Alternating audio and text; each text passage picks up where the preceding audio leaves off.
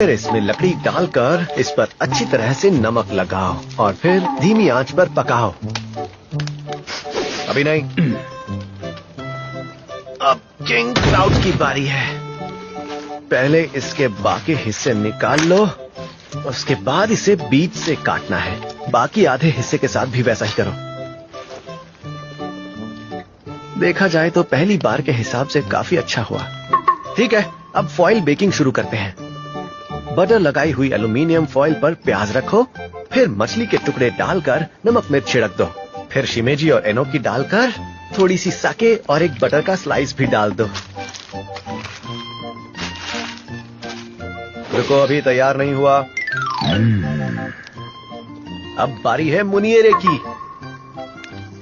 मछली पर नमक मिर्च डालकर उसे साइड में रख दो, फिर उसे ढक दो, उसमें से नमी निकलने दो और फिर आटा